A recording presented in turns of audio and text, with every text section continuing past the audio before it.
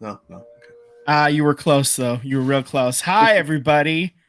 Welcome to another episode. I am driving again today because we got passenger princess slash birthday boy Tyler. How's it going, bud? Oh man, it's good. You know what? We watched hockey together for my birthday That's right. yesterday.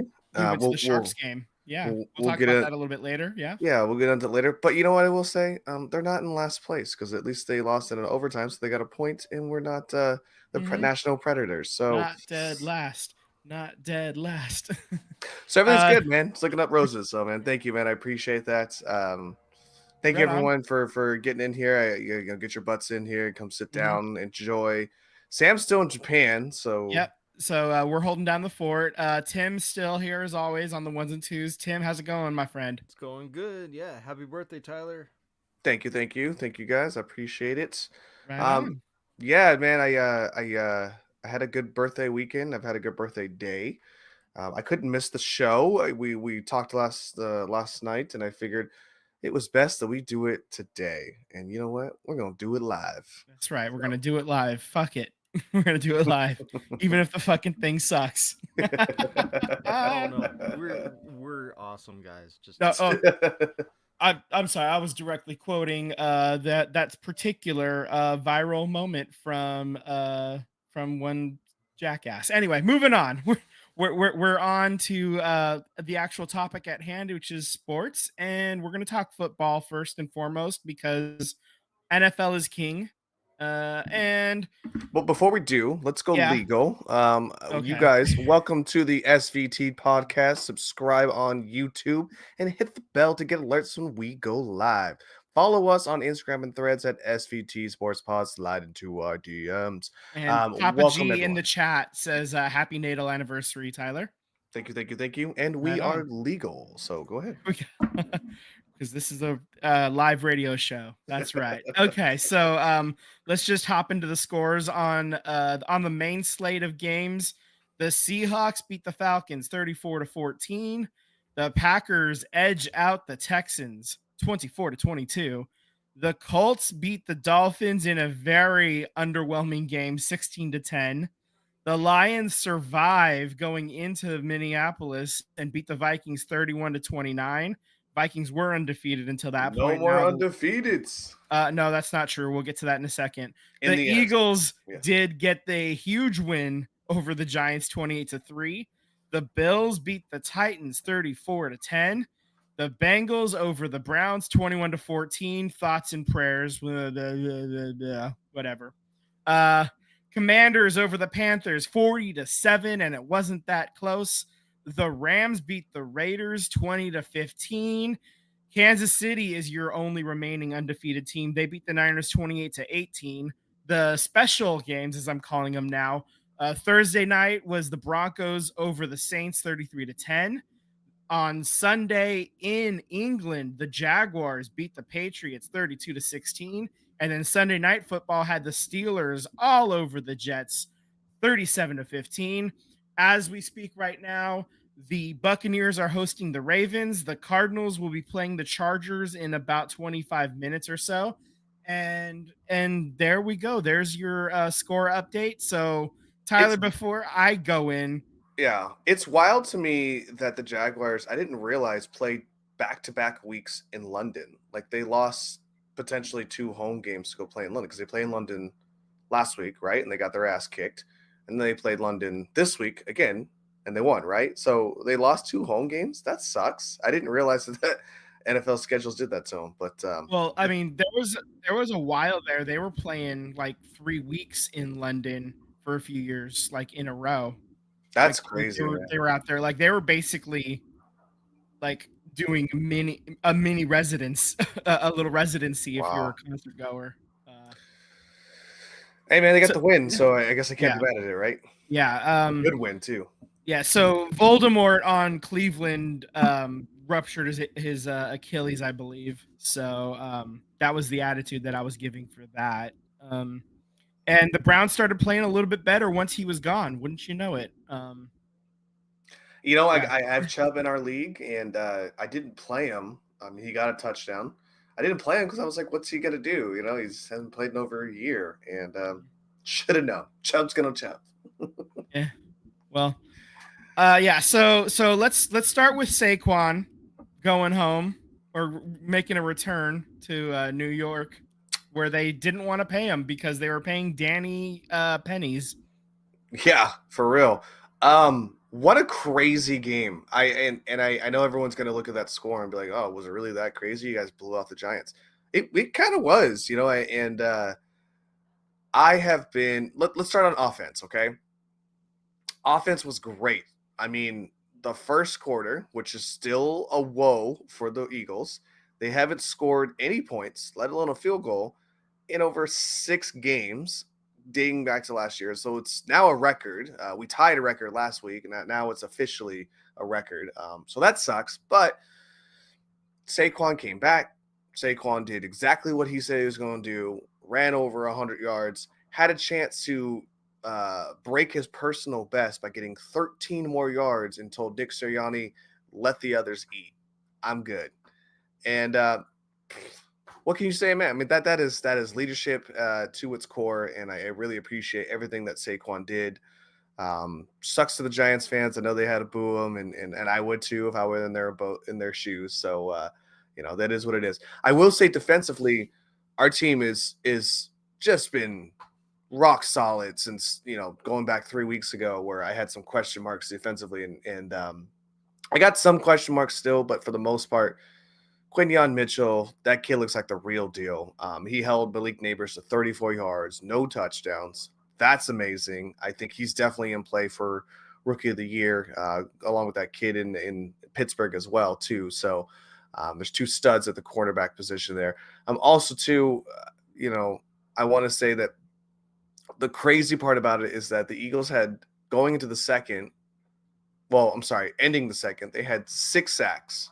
Like, we thought it was going to be lights out defensively for the Giants, and it kind of was. But they also had, in respect, 5 sacks of their own. So crazy defensive game. But again, talent always wins out when the team plays hard. So luckily we have Saquon Barkley. Luckily we have a quarterback who can squat 600 pounds and get us some tugs, and we have AJ Brown. So can't be mad. The Dallas had a bye week, so we didn't really gain any ground in that retrospect. The Commanders won.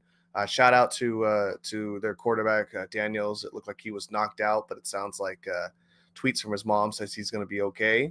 Yeah. Or he is. And I just traded for Jaden Daniels too in our league. So so that was fun for me. I get a new toy, and then I can't play with him.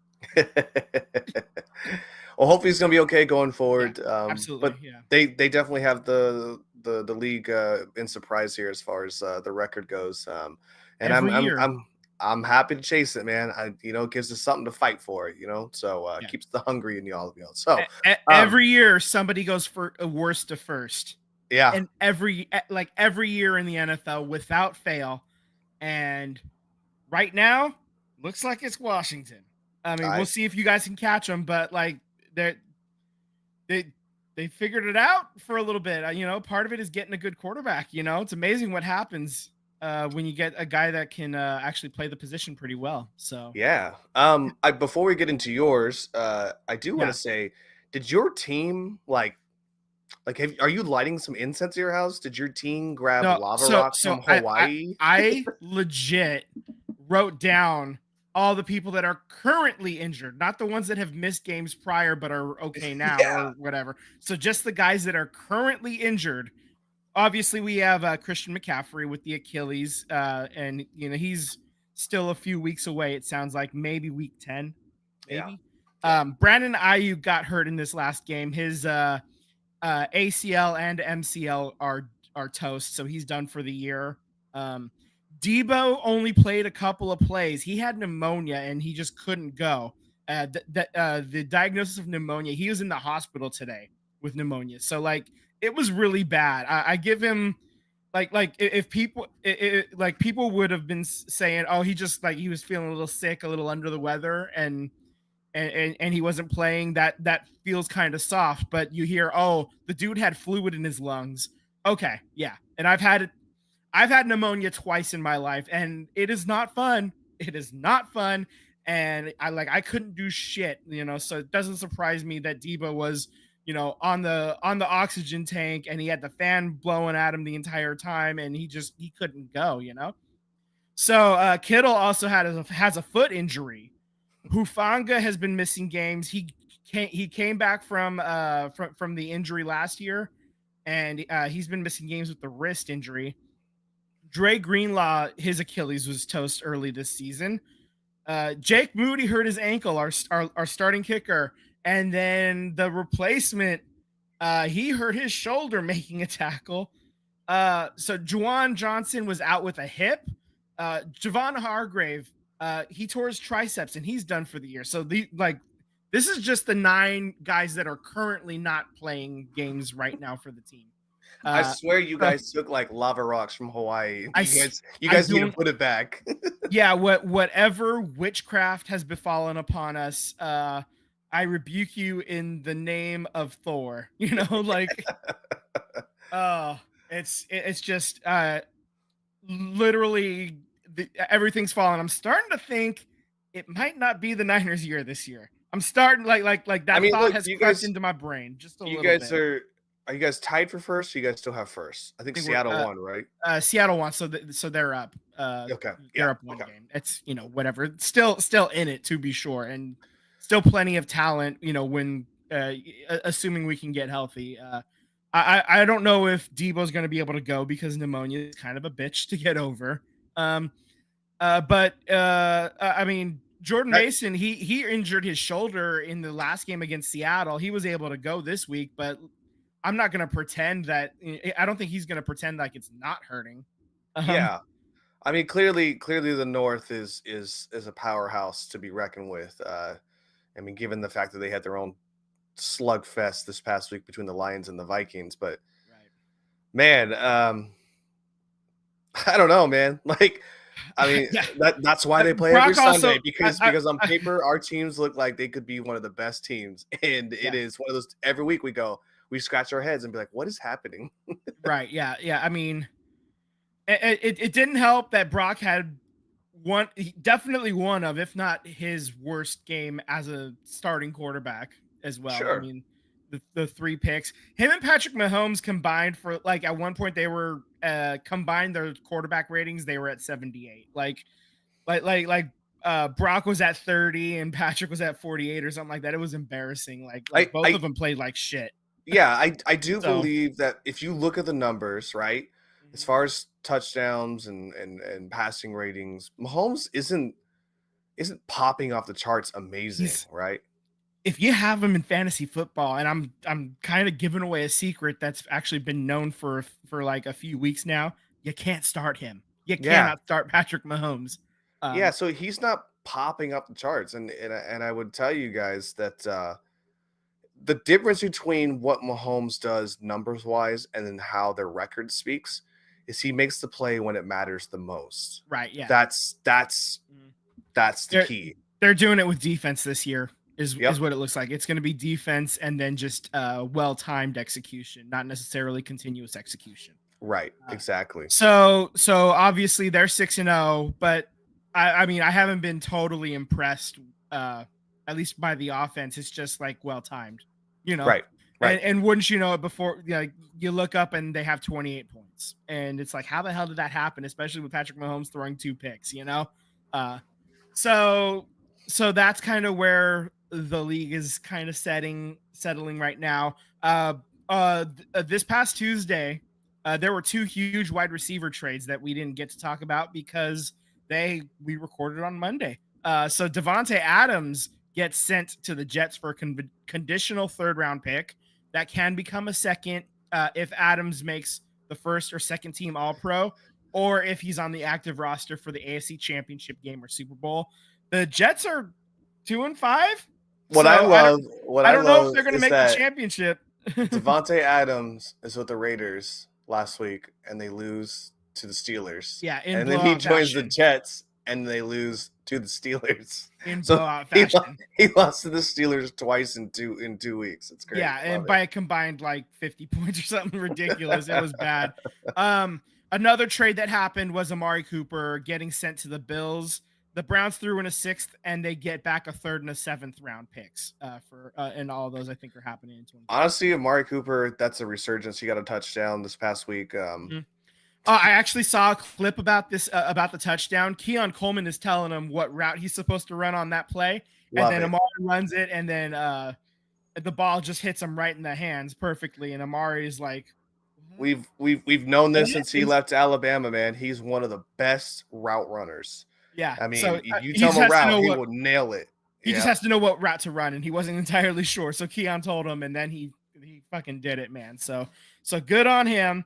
One other piece of news that broke on Tuesday was Tom Brady is now officially 5% owner of the Las Vegas Raiders. Richard Seymour also owns about 0.5%. And then another 5% was sold to a businessman named Tom Wagner. He's co-founder of the Nighthead Capital Management, whatever. Mark Davis is still the controlling partner. So Nighthead is a hedge fund company. What I think is weird about the Tom Brady situation, I mean, there's multiple reasons, given the fact of the history of the Raiders and Tom Brady. That's weird. Al Davis would never. But you know what, Mark Davis, I'm not going to speak for Sam, but Sam would probably say the same thing, is that Mark Davis is a smart businessman when it comes to making his team be profitable or less get money to do it without seeming grimy, aka Oakland A's.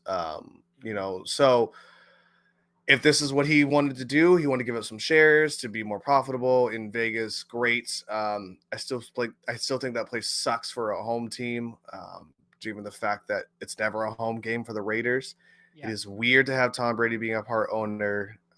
It is also weird that he also announces games and is a part owner of a team. That's weird.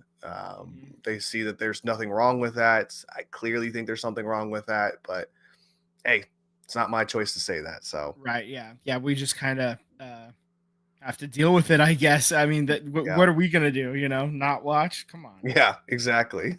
Anyway, so all I put in this show doc, I wanted to play a little game with you. Okay, it's this is a not so fun fact about Aiden O'Connor, who actually broke his hand in this game, and is going to be O'Connell. Aiden O'Connell, whatever. I mean, he could be from Terminator. He could be from Terminator. It is O'Connell. It's anyway, fine. You're right. Anyway, so he has dropped back to pass 452 times since entering the NFL last year. How many times has he scrambled for a rush on any of those? 0 yards. I'm not asking for yards. How many times has he gained yards? How many times has he tried to gain yards on a scramble? 0, never. That is correct. He is the only quarterback in next gen stats era to not record a single scramble attempt on any drop back. Okay. I got bonkers. I got a trivia one for you right now. Okay. Oh my God. Who was the Raiders? Oh, okay. Josh Jacobs. How many receiving touchdowns does he have in his career? 1, and it just happened this week. That's also wild. Yeah, I mean, he's like over 200 receptions without a touchdown. Yeah, so that's kind of wild. It took that long. It was like sooner or later that was going to like skew back, regress toward the meme. My dad in the comments, the hamstring suddenly felt good. That's on Devontae Adams. Gotcha. And then also as if Tom Brady wasn't vanilla enough before. And he just trended 1. You are right. You are right, Pops. One is correct. 1 is correct. Hey, you know what? It's a good thing we run a sports podcast and know the answer to these trivia questions, right? So we can never use these in our day-to-day lives. Not only are we smart, we're hella smart. Yeah. That's crazy. So he's never once had positive or attempted rushing. Not even attempted to scramble for a rush. Like he's either taken the sack or thrown an incompletion or thrown a completion or thrown a pick. Like he's never hit the eject button and took off. That's crazy. When he comes, assuming he comes back when he's healthy, he comes back to the starting role. May want to try that at some point. I don't know. I don't think he's going to get the starting role. I think that they're going to roll with a new quarterback next Well, season, and it ain't going to be the two that's on there right now. Well, yeah, I mean, he'll like we're talking 4 to 6 weeks, so he'll be healthy enough to play again should the opportunity arise for him. Like assuming Gardner Minshew doesn't, suddenly turn we're into in week George 7, Man. right? Yeah. So like I mean, we're talking. So week 11 at the earliest. We're mid-November. We're talking mid-November at the earliest. So like he could be back by Thanksgiving in theory. Yeah. Yeah. A world. There's a world that I think that he may never come back, and I think. I mean, he hasn't played well enough to earn the job. I'll say that. So yeah. I mean, now there's reports too that Devontae Adams' energy shifted once not Mahomes, when the Stash got hired on as their backup quarterback. So there's a lot to change, man. Like we were talking about this team last year and about how we were giving them praises and where they could be next year. And man, what a year of a difference makes, right? So I mean, I was one of the ones that thought that this was gonna happen. I didn't have them in the playoffs, to be honest. Like I don't think I had them in the look back, playoffs, but I definitely didn't think they were gonna regress as hard as they did. I definitely thought there's gonna be some positive movement, given the fact that the Broncos were not gonna be great. Obviously the Chiefs were gonna be the Chiefs. It just seemed like the Raiders should have taken a step forward, and it feels like the Broncos took a step forward. And that's not how it probably should have been done, but hey, that's why they play every Sunday. That's right. Okay, so does that wrap up football? Yes, sir. All right, let's move on to basketball. Let's talk Warriors. 81-0 or 82-0. 82-0. That's right. We're never losing a game. The rest of just enjoy it. We're gonna 16-0 in the playoffs. We're gonna go 82-0. We're 6-0 in the preseason to wrap it up. You get 2 back-to-back wins against the Lakers, 111-97 on Tuesday, and then Friday 132-74 in an absolute dismantling.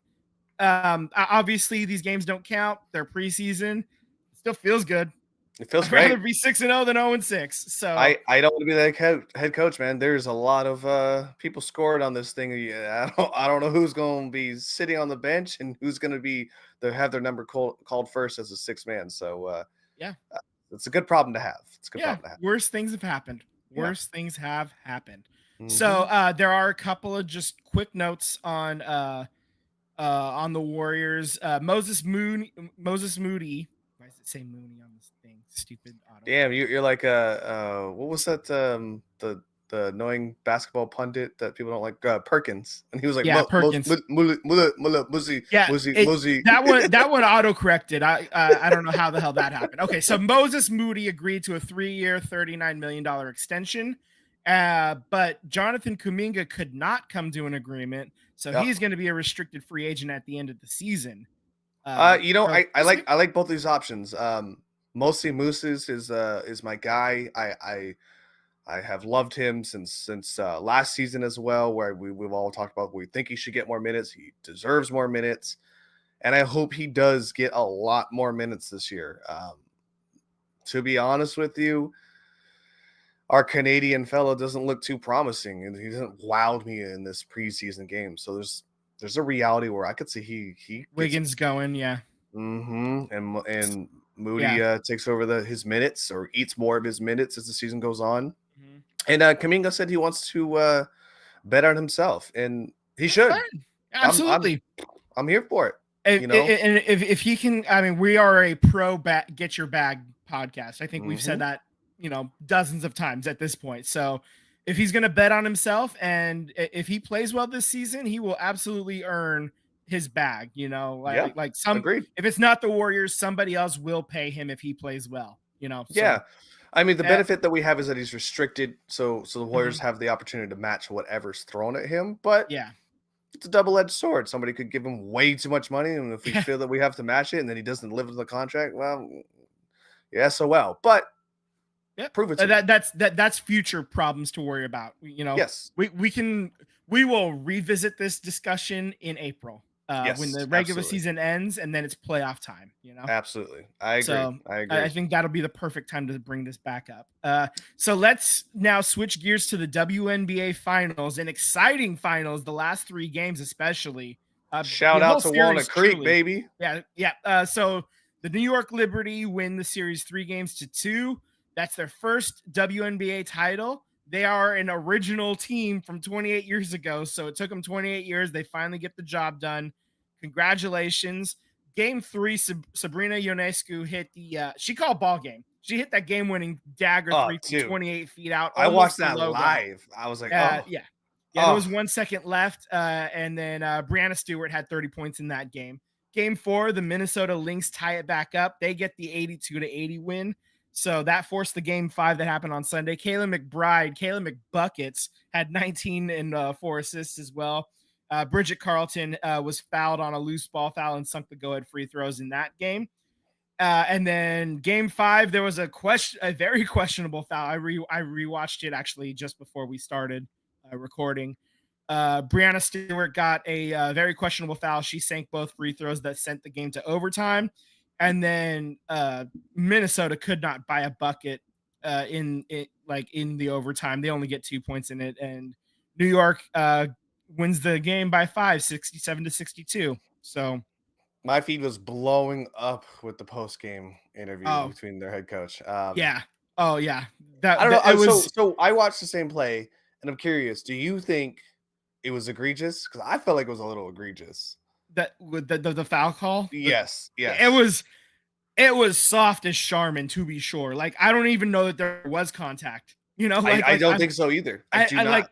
Like there's the camera angles that they had could not absolutely conclusively prove that there wasn't contact. Like, it's just the angle was just a little bit off, that the hand could have grazed Brianna's arm. But I mean, I don't think like there it was blatantly hit the there was so that is a soft as Charmin call that happened there, especially with 5 seconds left. That's kind of rough, but I mean, there was a whole overtime where Minnesota could have regrouped and got the job done, but didn't. So on the other hand, those free throws didn't lose them the game. The free throws made the game last 5 minutes longer, and they didn't get the job done. I would agree with that. So. I would agree with that. You never want the referee to decide the game, right? You want the players to decide the game. But I agree with you. I mean, you had plenty of chances in that overtime to make a difference, and if you're gonna hang your hat on one play that's controversial, do your work early, man. There's other opportunities to get the job done too. And I think once the sting of it dies down, that'll be a lot of the discussion too on the Minnesota side. Instead of focusing on the one play, you can look at the handful of other opportunities that were wasted as well.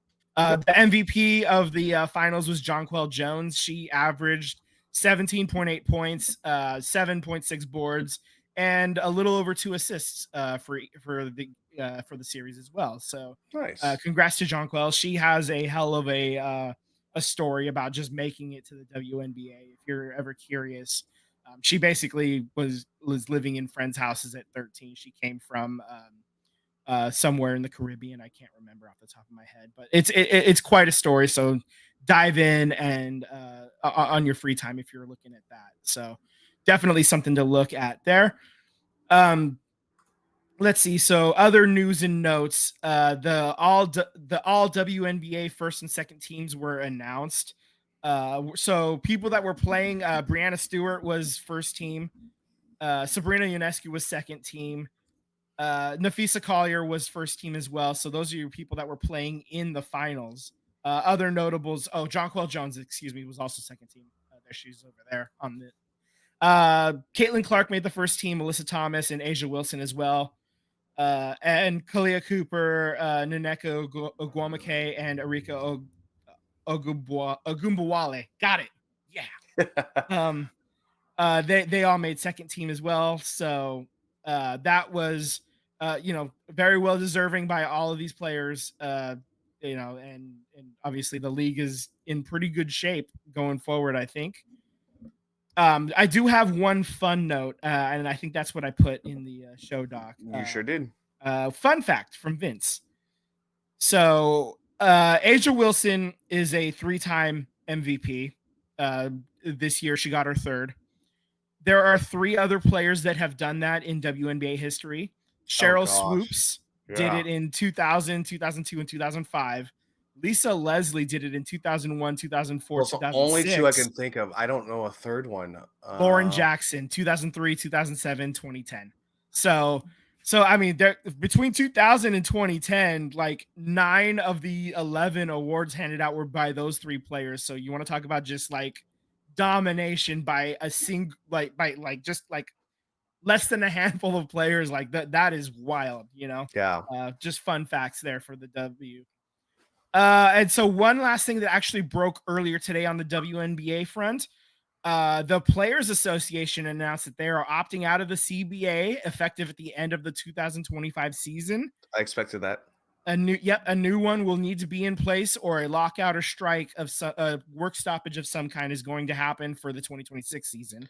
So, I mean, given the fact yeah. that they get paid less, that's not a secret. Even the owners have come out and said that they were kind of unhappy with the revenue that they got. So I kind of felt it on all fronts that they were going to this was going to happen. So absolutely, yeah. So this is another get your bag situation, 100%. And they just got that new media contract too. So the Nike money's there. just re-upped their contracts for their That's jerseys. Right. Yep. So that's going to be another dozen years there for Nike as well. So like there is money to be had, and it would be nice if the players could just play in the one league, the top league in the world. If they could only play here and then not have to supplement their Russia, lives playing right? in Russia and then risk getting arrested for having a vape on you, you know? Yeah. I mean, we ranted about that. So I agree. So that is I think that's it for basketball. I think that's man. Let's represent what I'm rocking, huh? That's right. The Sharks jersey. You got your Macklin Celebrini jersey on. So let's talk Sharks. We talked about the Warriors going 82-0. The Sharks are trying to go winless so far. It looks like they're so they lose in the shootout at Dallas on Tuesday. Blackwood was in net. He couldn't stop a single shot in the shootout. Nope. On Thursday, they go to Chicago and they lose 4-2. Vitek Vanacek had 4 goals allowed on 27 shots. So not great, but like, you know, that's, yeah, you'd like to see him only allow 2 on 27, if you're being honest. And if that would have happened, it'd be a tied game. Who knows what happens then? Then they go back to back. On Friday, they go up to Winnipeg and they just get absolutely crushed 8-3. Blackwood had 5 goals allowed on 18 shots in 22 minutes. And then he got pulled for Vanacek, who allowed 3 more goals on 18 more shots in 38 minutes. So, dude, I watched that game and like 45 seconds in, Winnipeg scores a goal. And I go, oh, it's gonna be one of those games. Yeah, yeah, and it was not good, not good. Yeah, I mean, Blackwood only made it 2 minutes into the second period before he got the hook. So, like anyone can come and tell me whatever they want about it, and you're welcome to your opinion. I think Blackwood has the talent to make some impressive stops, and he does do that. He makes some stops. You're like, wow, I can't believe he did that.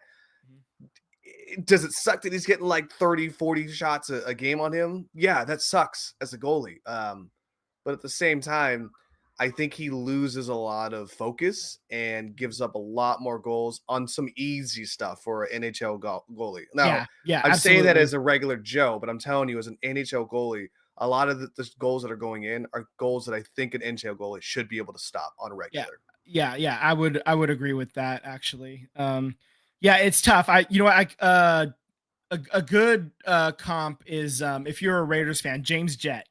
Yeah, that's a great comp.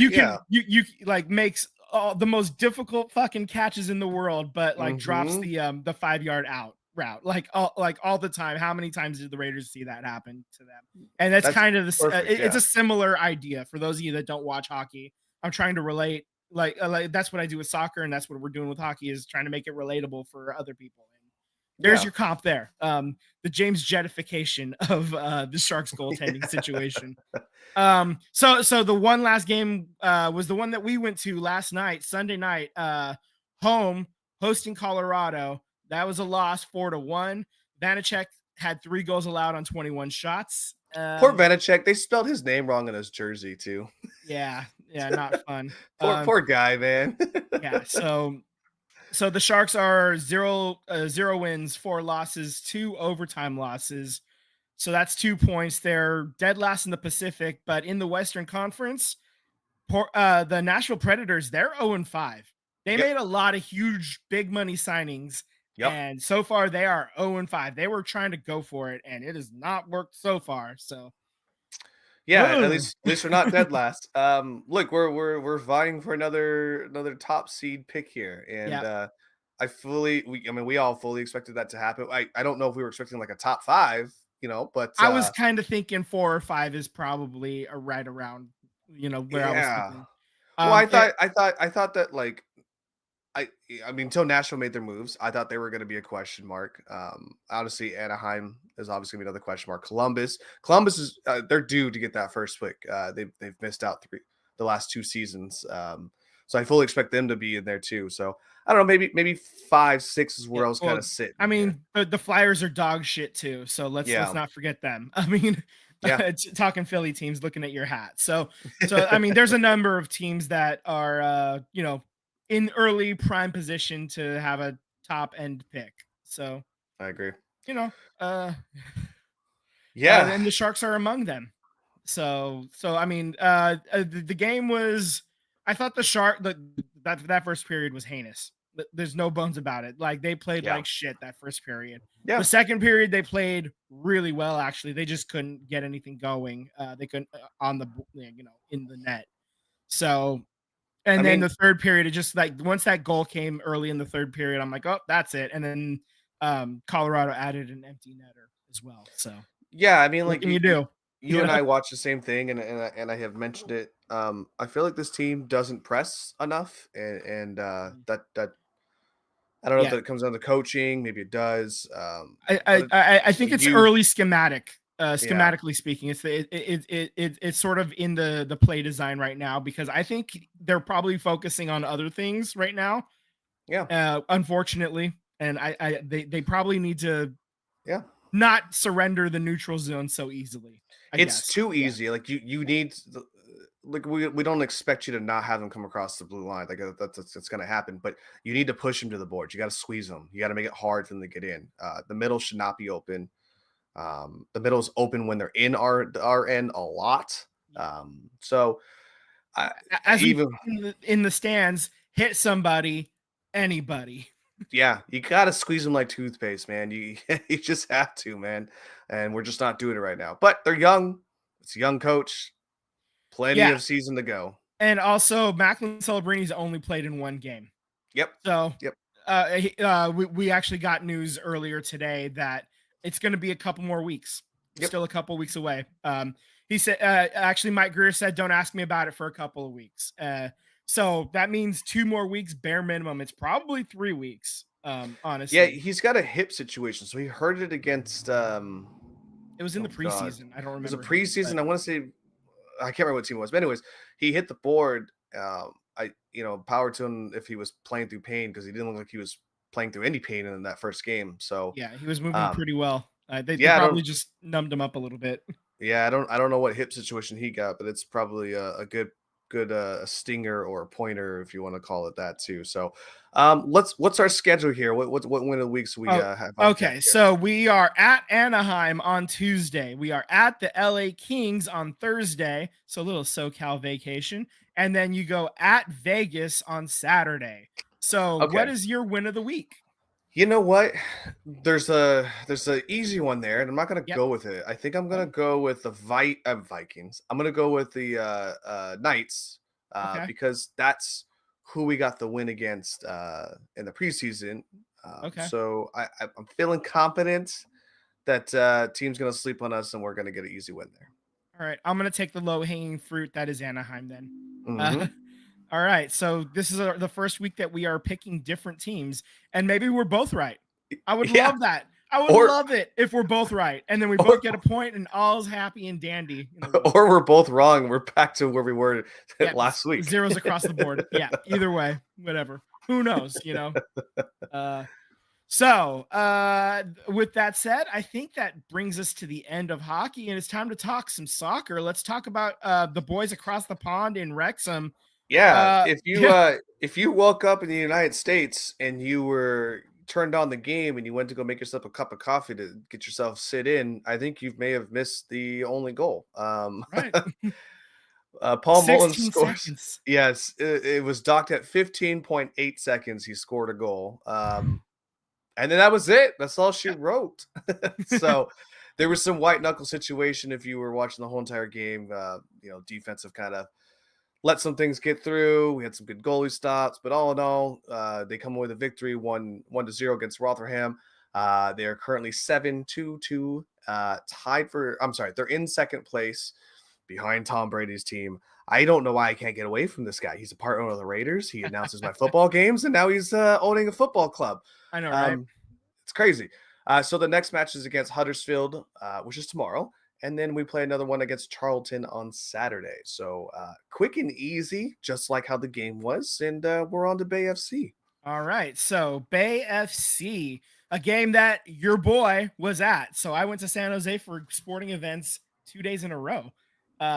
They get the 1-0 win against the North Carolina Courage on Saturday. That was fan appreciation night too. It's the last home game of the season. The goal came in the 83rd minute. Abby Dahlkemper crashes the net and puts a cross from Rachel Kundananji past the goalkeeper. That was on a set piece from a foul that happened just outside the box. And that goal made life pretty damn sweet in the stadium, man. My voice was not at 100% for the Sharks game because I used it at the soccer game the night before. So their current record is 10 wins, 1 loss, 1 draw, and 14 losses. Oh, that's backward. 1 loss. Maybe it'd be in first place. 31 points. They are 8th in the league, which is the last playoff spot. There is 1 game left in the season. That game happens at Houston, the Houston Dash, on Saturday, November 2nd. So there's just a couple of other notes for the NWSL at large. Racing Louisville, the team chasing Bay FC, they get a win in the 89th minute. They score off of a corner kick to defeat the Portland Thorns.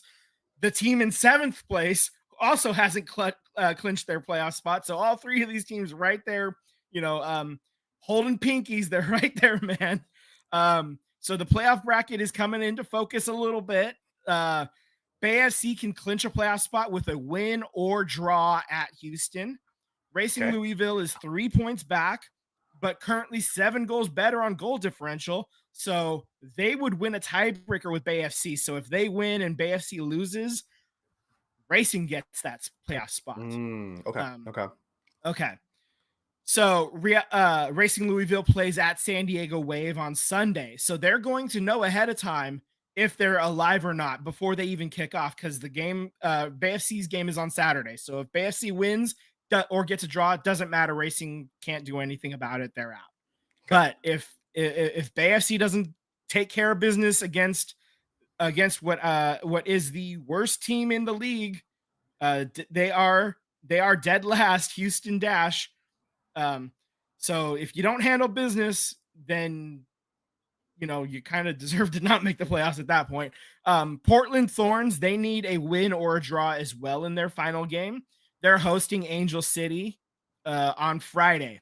That's gonna be a tough one. So that's a little interesting. Angel City got deducted those points earlier this year. They wouldn't be able to make the playoffs anyway, though, because they ended up getting a draw against the Utah Royals. So both of those teams got eliminated because nobody won. So here's the situation. Portland Thorns are in 7. Bay FC is in 8. Racing is in 9. Portland and Bay FC both have 31 points. Portland has the better goal differential, so that's why they're in 7th. If Portland or Bay wins, they win and you're in. Right. If either of them draw, they're in. If either of them lose, that's when Racing at Louisville can take over. And if both Bay FC and Portland lose, Portland actually owns the tiebreaker as well, unless they lose by 11, 12 goals, something like Okay. that. Okay. Like, so, a statistical impossibility. But so Portland, the only way Portland doesn't make the playoffs is if Bay FC wins, Racing wins, and they lose. Okay. So that's why they haven't officially clinched yet. Gotcha. But even then, there's like that comes down to goal differential as well. Racing is -4 currently. Thorns are -1. So, assuming if Racing wins by 2 goals and Portland loses by 1 goal, then that's when it really comes into play. So, it gets really chaotic if Portland and Bay lose. But winning doesn't matter. So that's the bottom line. Control your own destiny. That's right. Just win. So handle your own business. Don't ask for miracles from somebody else. Mm-hmm. So let's just talk real quick about the U.S. men's national team. They end up losing that game against Mexico in Guadalajara on Tuesday last week, a 2-0 loss in an international friendly. And playing nobodies. Yeah, So they sent home like Christian Pulisic got they got sent back to the team. Shout out Christian Pulisic. He was the man of the match in their most recent game and got that win for AC Milan. So dude, he's our best player so far. So I hope others step up into the plate here once Poach really gets his hands on them and really starts making some moves here. But it looks like Poach is already starting to make some moves here. So what do we got here? All right. So no, this is this is the women's. The women's. This is the women's team. So yeah, you're so the men's international window has now closed. The women's one is about to open up, and that's why the final game for the NWSL is Makes sense. happening in 2 weeks instead of next week. So the 26 player roster for upcoming matches 2 versus Iceland and 1 versus Argentina. They're all going to be happening in the next week and a half or so. 18 of the 22 players who went to the Olympics were included. Injuries are keeping Trinity Rodman and Croy Bethune and Tierna Davidson off the roster. Crystal Dunn was left off due to other personal commitments. So additions to the roster include Ashley Sanchez from NC Courage, Alyssa Thompson from Angel City, Olivia Moultrie from the Portland Thorns, who probably she had her own injury, and that's why she didn't make the Olympic roster. Haley Mace, the defender from KC Current, she her last call-up was 2 years ago, so good on her for getting back. Emma Sears, her first call-up from Racing Louisville. Yasmin Ryan from Gotham FC is getting her first shot. Eva Gattino from Paris Saint-Germain. And defender Alyssa Melanson from Bay FC. She's getting her first ever call of any kind. Like, she was never on the under 20s or the under 23s or the under 17s, but she's getting her first ever shot with the big, national team. She's getting called up. So we're so hyped for Alyssa Melanson. She's played incredibly well, especially basically since she took over about 12 games or so ago, and she's a highlight reel of just slide tackling, taking the ball away from all kinds of really talented defenders. She's played extremely well, especially since Abby Dahlkemper has showed up as well. That's a little bit of a surprise for another time. I'm kind of shocked that Abby didn't get a call, but whatever, that's fine. Moving on. Lily Johannes is currently trying to choose between USA and Netherlands as to which team she'll represent. She didn't get called up for this roster. And Katerina Macario, who was on the Olympic roster but then got injured before the Olympics even started. So she is working her way back from injury and trying to build up the minutes, so she's not being called up either. And none of the players that were on the U.S. youth national team that just won bronze at the Under-20 World Cup, none of them are on the team. They wanted those players to reintegrate with their club teams instead. The next call-up camp will be in January in Los Angeles, with the Futures Camp probably happening at the same time. And so that's where a lot of the Under-20 players and possibly several others are going to be there. And that's when they're It's going to be like a double camp, basically, probably like 40 players or something like that, maybe 50. So a lot of exciting times happening with with women's soccer, with playoffs around the corner as well. They already have the top 4 seeds are locked in. We just don't know what position they are, but they did actually announce game times. So that's fun. Nice. Love Orlando it. Pride will be playing on Friday, November 8th. Kansas City Currents is going to be playing on Saturday, the 9th. Washington and New York are going to be playing on the 10th on Sunday. So we just got to get them some opponents. And that's what the games on November 1st through the 3rd are going to be doing. So that brings us to the end of soccer. I'm just gonna check the time. Yep, that's right. It is fuck John Fisher o'clock. As always, As always, just it's something that we always do for those of you that are new here. It is fuck John Fisher o'clock anytime we bring up baseball. So now with that out of the way, we move on to other news. The Pollard family are exploring options to sell the Twins. No report yet on who a potential buyer would be. Jerry Reinsdorf is open to selling the Chicago White Sox. I love this story. Is part of a group that is looking to try to make the purchase, but John Fisher can't be bothered to sell the team. So fuck you. Of course. Thank you for getting that clown image up there, Tim, as well, for that clown John Fisher. Yeah, I think that's very intriguing that Dave Stewart is potentially going to buy the White Sox. Again, we don't know if it's going to happen. His name is in the hat, but that's pretty cool, man. And he was part of the group that was trying to bring an expansion team to Nashville. So, but this opportunity is has come up, and he also threw his hat in to try and buy the A's at one point in time, a long time ago. That's right. So, yeah, I mean, third time's a charm. Hopefully, he gets it. He definitely is deserving of it. You know, it'd be nice. I think he'd do a good job. Yeah, I mean, we already know that baseball's not serious about like their attempts to like bring in the inner city or anything like that. Any of those, like, you know, the RBI program, sure, or anything like that. They're not actually serious about it. But if you get a minority owner, someone who is black, you know, you can at least pretend, you can at least try to make that claim again. Especially if he's able to get Chicago, the White Sox, you know, a new stadium. They're trying to get that land on the 78. So we'll see if that actually comes to fruition or not. I know a place on 78th that also could be a open land over here. I'm sorry, 68. 68. Yeah. Anywho, okay, so let's get a little bit serious here. The Tampa Bay Rays, their stadium is fucked. The long story short, their circus tent stadium has gone up with the hurricane. Yes, right. The hurricane. Before we, I like to make jokes here, but also, you know, shout out to everyone in dealing with those hurricanes. You know, that's a really shitty situation.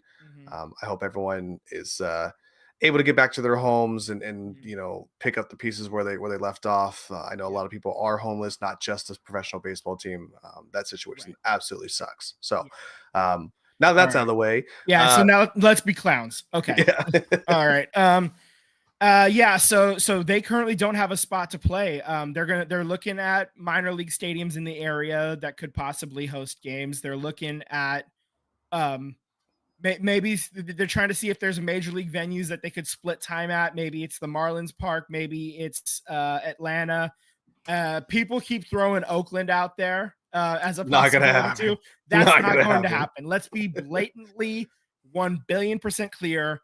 That's not happening. Okay.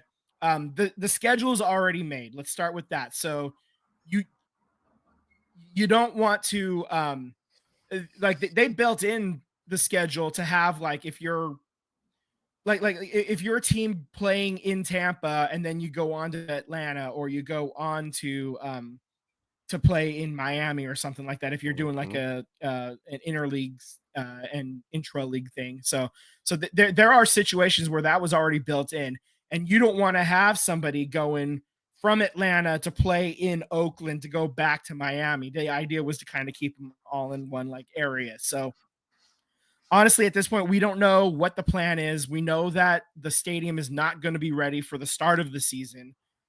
And Tampa is already like trying to build a new stadium. They have plans for a new stadium to be open in 2028. So at this point, it's a question of, it looks like it's going to cost 9 figures to fix. So 100 million. And that's $100 million that that the Rays may not want to spend, because they can put that 100 million into the new stadium, which means you're going to have 2 teams in the American League playing in minor league stadiums, possibly. But only on Manfred's watch would this happen. I know, right? I mean, there's a perfectly viable big league stadium in Oakland, but they're not going to be able to. But they're not going to use that because reasons. So that's why Sacramento's happening. We've ranted about that forever, and now because of force majeure, a act of God, you having another stadium that you can't use, and so now like. Maybe they play at Orlando at Wide World of Sports Complex. That stadium only holds 7,500 though. So I mean, any minor league stadium at most you're probably getting 12,000. I just it's obviously suboptimal situation. There is no other real ballparks in the area. I can't think of any. Like, you can't really convert football stadiums anymore. They're not designed to do that, So just what a shit show, man. Yeah, absolutely. So I don't know what the league. I don't know if the league knows what they're going to do. They're obviously trying to figure it out. Then they've got a clock. They're on the clock right now. You got. I would say you have to have it figured out by the time the World Series is over, I would think, because you need teams to be able to book hotels and book flights and get all that stuff lined up. You can't go into like spring training. You can't go into February without having a situation sorted out. You can't even go into the winter meetings in December and November, because free agents need to know where they're going to play. Yeah. So they need to get this solved by the end of the World Series. And speaking of World Series, Rob Manfred jizzed his fucking pants because the Yankees and the Dodgers are going to be playing for it. Goddamn, fucking kill me now. Oh my God, this is not fun. Congrats to our friend in Los Angeles, Daniel. Congrats on your team making it. You're stoked, and obviously have had a hell of a season, but also I do not like this. Christy, wake up. I don't like this.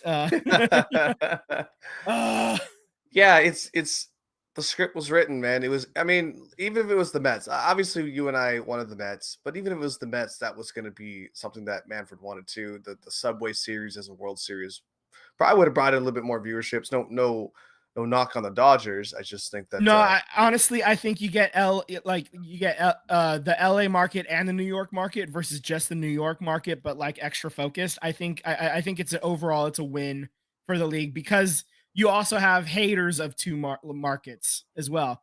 So some Giants fans are going to be hate watching, kind of cheering for the Yankees probably, and you're going to have fucking Red Sox fans hate watching, cheering for the Dodgers. Yeah, that's true. So you're engaging more markets that way, and it's the 2 biggest markets in America. So honestly, it makes sense. Like Cleveland Guardians, they're not going to be drawn. Like, the people aren't going to watch that series, so people are going to watch this one, unfortunately. As much as I, he don't want the Dodgers to win, but hard, I think, Daniel, in your sake, if you're watching or if you see this clip, I'm gonna root for the Dodgers just because I hate the Yankees just a bit more than I am not liking your team right now.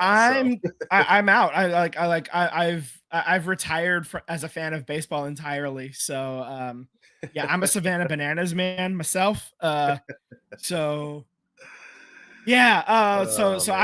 mean, we'll just I'm sure we'll just because we follow all the other sports stuff, like we'll be able to keep apprised if anything wild happens, and we'll be able to update next week. But we'll still, I mean, begrudgingly, we'll still give you the World Series updates on that whole situation as far as game 1, game 2 that we'll be able to showcase for next week. But God, man, I fucking hate Manfred. I just forgot. It's what time is it? What time is it? It's fuck John Fisher o'clock, right? As always, It's always it stays John Fisher o'clock. Fuck John Fisher o'clock. I said that wrong. God damn it. You know what that means though? It means my voice is going and my brain is going, and it means it's time for us to be going. I'm gonna send us off here. I'm gonna say thank you for everyone joining. Papa G, thank you so much for the comments as always. We love the interaction. As always, you guys are listening to the SVT podcast. Subscribe on YouTube and hit the bell to get alerts when we go live. Follow us on Instagram and Threads at SVT Sports Pod. Slide into our DMs. We'd love to interact with you. And again, slide into the comment sections of the live show if you're available. We'd love to also chat with you as well too. So yeah, you heard us reading off comments now. We'll read them off every time. So it's a lot of fun. Yeah. Thank you guys. Yep. Thank you. Have a great day. And fuck John Fisher. Always. Fuck John Fisher.